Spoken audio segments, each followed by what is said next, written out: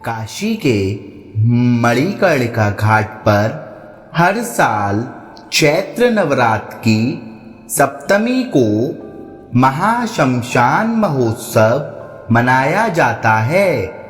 मान्यता है कि इस दिन काशी के राजा भगवान शिव अदृश्य रूप से इस पूरे महोत्सव में शामिल होते हैं और तब इस घाट में वैश्याएं बेहिचक नृत्य करती हैं। यानी कि एक तरफ चिता की लपटें उठ रही होती हैं तो वहीं दूसरी ओर वैश्याओं के घुंघरुओं की झनकार बज रही होती है।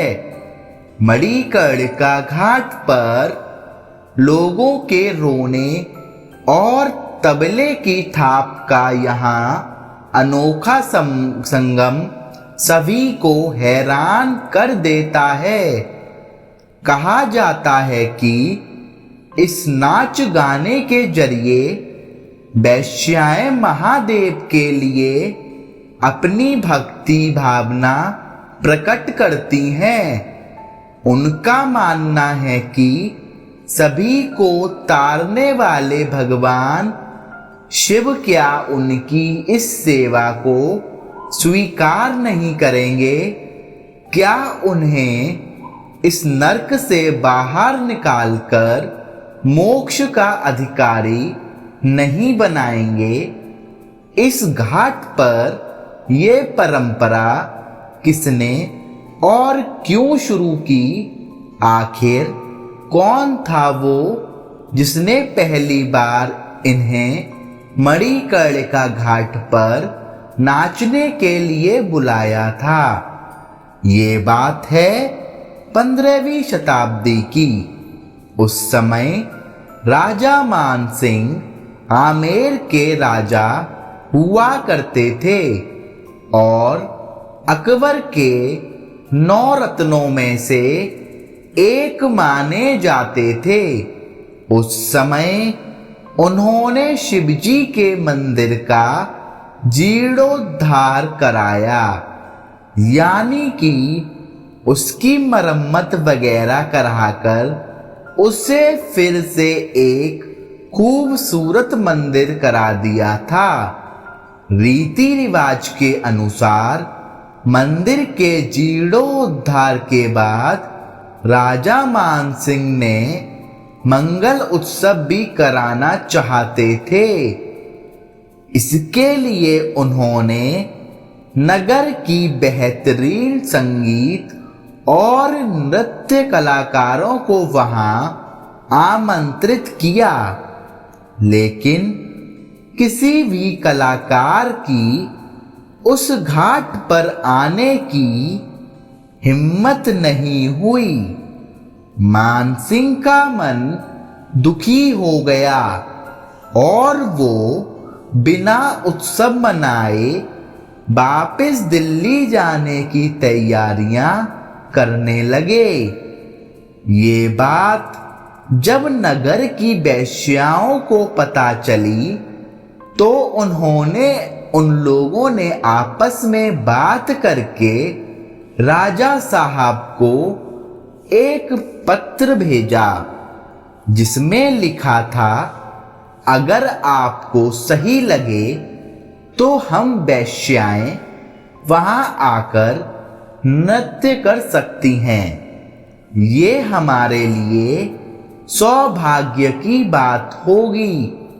राजा मान सिंह पत्र पढ़कर बहुत खुश हुए और उन्होंने पूरे मान सम्मान के साथ रथ भेजकर वैश्याओं को घाट पर बुलाया।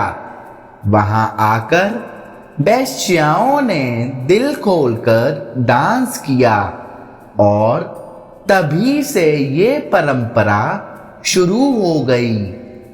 इतना ही नहीं, तब से ये मान्यता है कि जो भी वैश्या यहाँ आकर नृत्य करेगी उसका अगला जीवन वैश्या का नहीं होगा, क्योंकि कोई भी स्त्री वैश्या अपनी मर्जी से नहीं बनती, लेकिन हर वैश्या इस नरक से निकलना जरूर चाहती है।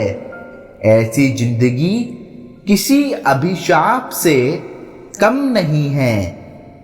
इस महाशमशान महोत्सव के दिन इस घाट में जिसका भी अंतिम संस्कार होता है, उस इंसान की आत्मा को जीवन मृत्यु के चक्र से छुटकारा मिल जाता है, क्योंकि बाबा भोलेनाथ उनके कानों में तारक मंत्र का जाप करते हैं और फिर उन्हें महादेव के धाम में जगह मिल जाती है।